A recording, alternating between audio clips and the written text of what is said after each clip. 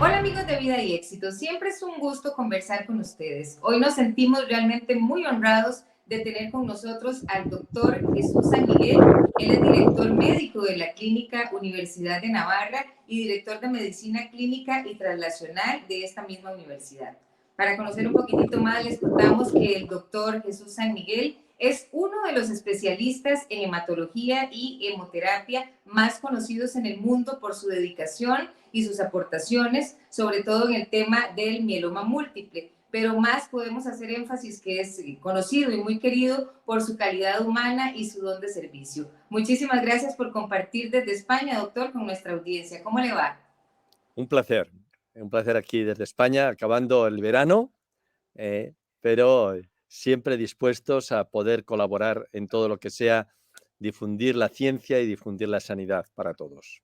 Muchísimas gracias. ¿Qué le parece si para comenzar, doctor, nos puede contar usted qué ha significado para usted y para todo su equipo de trabajo estos más de 30 años de trabajo en la búsqueda de mejores tratamientos y de un mejor diagnóstico para cada uno de los pacientes?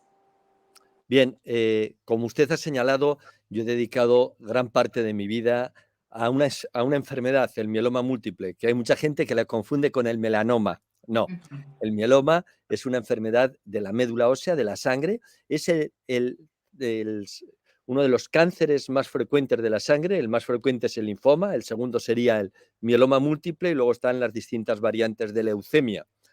Y yo hice mi tesis doctoral en 1980 sobre el mieloma múltiple. Entonces, la supervivencia, la mediana de supervivencia de los pacientes con mieloma no llegaba ni a los 2 años. Y hoy en día no podemos saber cuál es realmente la mediana de supervivencia. Por supuesto, es superior a los 10 años en los pacientes jóvenes candidatos a trasplante, con todos los nuevos fármacos de los que disponemos. Sitúense que en los 10 últimos años se han aprobado 17 combinaciones de fármacos para pacientes con mieloma. Por tanto, un cambio radical. Y si esto aplica al mieloma, imagínense la historia con las leucemias. Claro. Ahora, algo importante, una pregunta, doctor. ¿Qué lo motivó a usted? Cuando todos estudiamos, tenemos muchos sueños y tenemos muchas proyecciones. En el caso de un médico como usted, ¿qué lo motivó a dedicarse casi que de por vida al estudio del mieloma? Cuando en algunas entrevistas escuchamos por ahí que también usted sintió el interés por la ginecología. Sí. Cuando era estudiante pensé ser ginecólogo, pero me gustaba mucho la endocrino de la ginecología más que la obstetricia. Yo me hice médico porque mi padre no hacía nada más que repetir, él era veterinario, que la medicina era la carrera más bonita del mundo. Y yo creo que por no oírle más veces, decidí hacerme médico. Yo no pensé nunca ser hematólogo, pero en el examen final de carrera me examinó entonces el que era el catedrático jefe de servicio de hematología, el doctor López Borrasca, y al finalizar el examen yo creo que le engañé porque me soplaron una pregunta y él creyó que sabía más de lo que realmente yo sabía, y él me dijo: "Usted tiene que ser hematólogo". Digo: "No, pues yo no lo he pensado". Me dijo: "Pues sí, va a ser hematólogo y se vendrá conmigo a Salamanca". O sea que yo creo muchas veces que la vida son estos cúmulos de casualidades. Y me dediqué al mieloma múltiple, especialmente primero porque hice la tesis, pero sobre todo porque los listos se dedicaban a las leucemias y a los linfomas, y al mieloma nadie le prestaba atención. Yo dije, bueno, pues aquí hay un campo donde no hay tantos listos y vamos a ver si somos capaces de cultivarlo. Yo pienso que es muy humilde usted decir eso. Ahora, nos interesa mucho, doctor, que le cuente a nuestra audiencia qué singularidad tiene la medicina que ustedes ofrecen y qué han hecho diferente para ser hoy catalogados un referente mundial. Bien, en la Clínica Universidad de Navarra, donde yo trabajo, si yo tengo que señalar cuál es la diferencia, no es porque tenga mejores médicos, bueno, que tiene muy buenos médicos, pero sobre todo es por la forma de trabajar en equipo. Mire, cuando hay un paciente con un carcinoma hepático, por ejemplo, hay un equipo de cirujanos de hepatología y de páncreas extraordinarios en las mejores cirugías laparoscópicas y robóticas. Es cierto, pero también hay equipo de radioterapia increíble, con los mayores avances, la protonterapia. Y es cierto que también hay un equipo de hepatólogos muy buenos, pero que tienen los mejores ensayos clínicos. Pero al enfermo lo que le beneficia no es ninguna de esas individualidades. Lo que le beneficia es que a mí me sorprendió cómo se trabaja en equipo, cómo todos están unidos en torno al paciente. Para mí esto es lo más singular. La medicina personalizada no es ni más ni menos que dar al enfermo lo que a mí me gustaría que me dieran. Por eso yo tengo la costumbre de terminar la consulta con el paciente preguntándole dos cosas. ¿Se ha entendido todo? ¿Le queda alguna duda? Y la segunda pregunta es, ¿podría hacer algo más por usted? Esta pregunta es una pregunta trampa, porque si le digo si puedo hacer algo más por usted, lo que me estoy preguntando es si yo estoy haciendo todo lo posible por ese paciente. Y eso para mí es medicina personalizada. El considerar que ese paciente es único.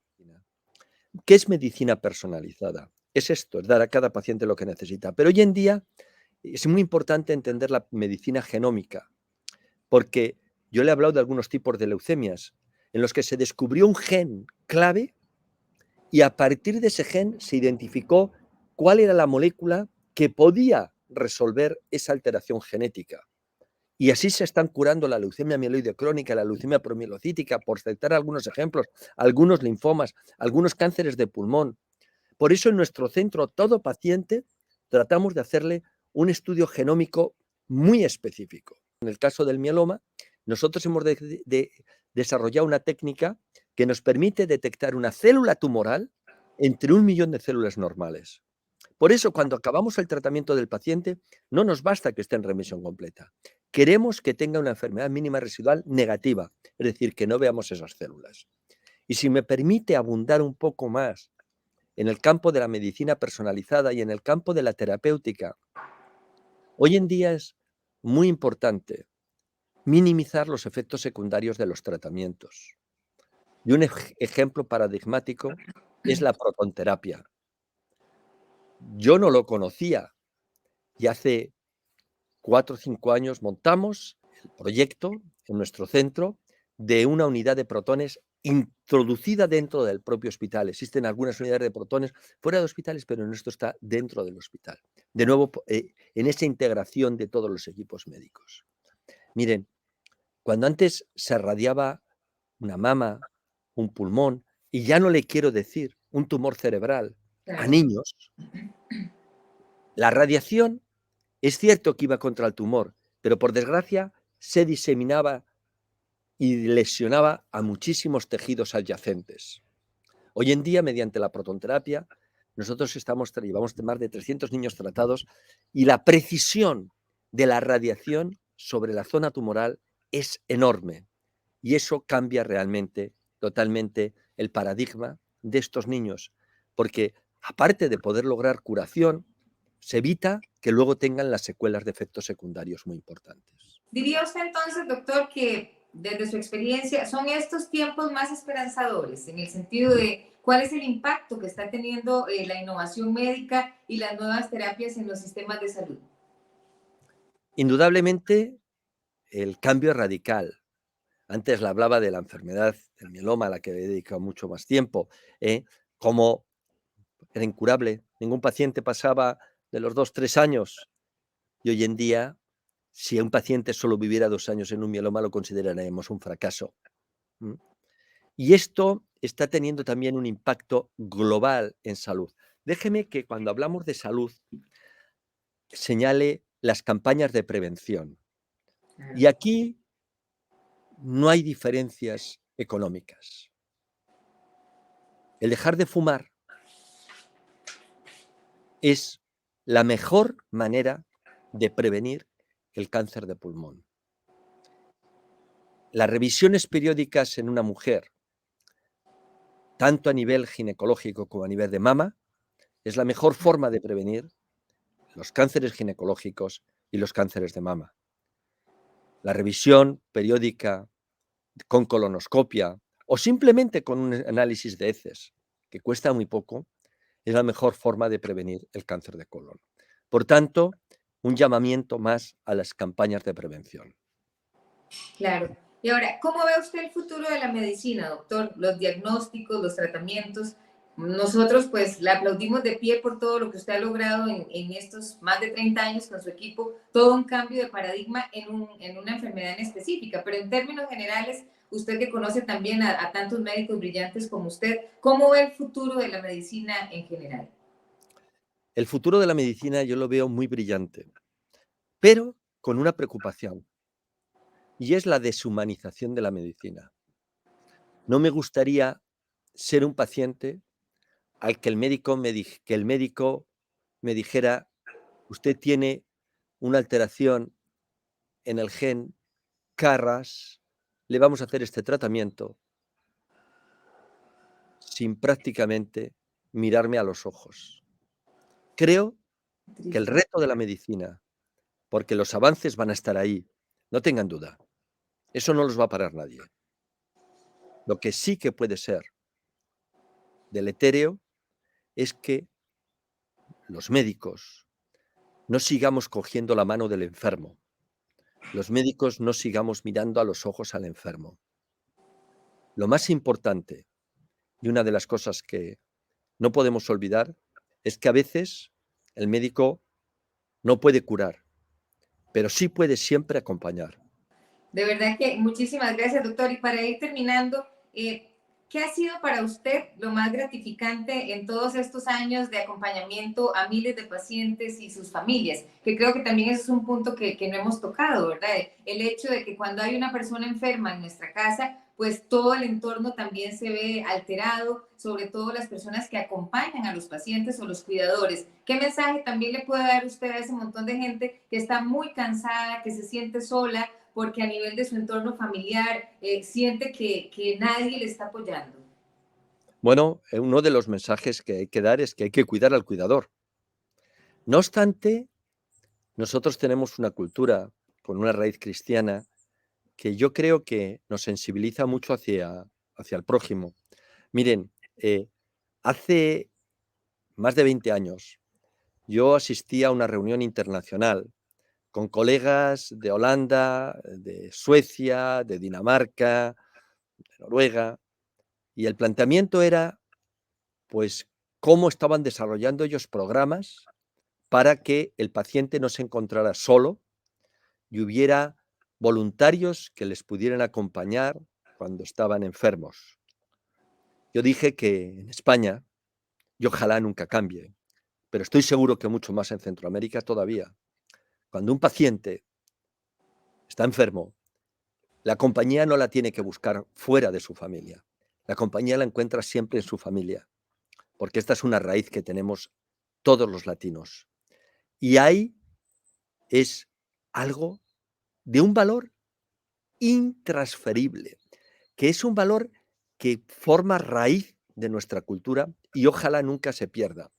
Pero esos familiares a veces se entregan de tal manera que tienen un sufrimiento que les puede causar también enfermedad, depresión, les puede causar enfermedades de tipo traumatológico, porque hacen cuidados del paciente, personas con poco peso, ellos 50 o 60 kilos, a personas de 80 kilos, y les levantan, les cuidan, les limpian. Entonces, tenemos que estar muy atentos, el resto de los familiares o el resto de la sociedad, a cuidar a esos cuidadores que son impagables. En nuestra comunidad, insisto, normalmente esos cuidadores están en la familia. Qué bueno. Ahora sí, doctor, para terminar, le reitero la pregunta. Para usted, ¿qué ha sido lo más gratificante de todos estos años de servicio y de haber hecho caso a su papá, que le decía, estudie medicina, que es la carrera más bonita? ¿Y qué siente que aún le queda pendiente? Bueno, mire, déjeme que diga una cosa que no, quizá no la ha señalado lo suficiente. Yo soy de un privilegiado al estar rodeado de mucha gente, porque a veces piensan: "Oh, el doctor San Miguel ha llegado muy lejos, tiene muchos, le han dado muchos premios, muchas cosas". No, no, de verdad.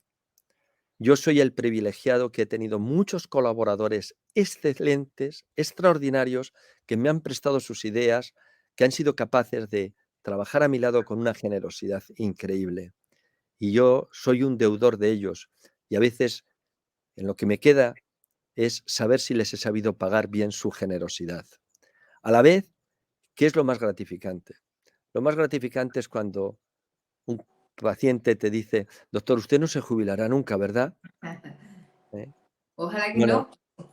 eh, pues eso lo que te está diciendo es que te quiere, como tú le quieres a él, porque la medicina es sin duda una profesión para poder disfrutar con las alegrías, pero también poderse hermanar con el otro ante el sufrimiento. Claro, de verdad que muchísimas gracias por su tiempo, doctor, por toda su experiencia. Que Dios lo tenga con mucha salud y siga, como dicen sus pacientes, que ojalá no se pensione nunca. Ha sido para nosotros un gusto contar con usted, con su experiencia, su compañía y le damos muchísimas gracias. Un placer. Igualmente, que la pase bien. Hasta luego. Muchas gracias.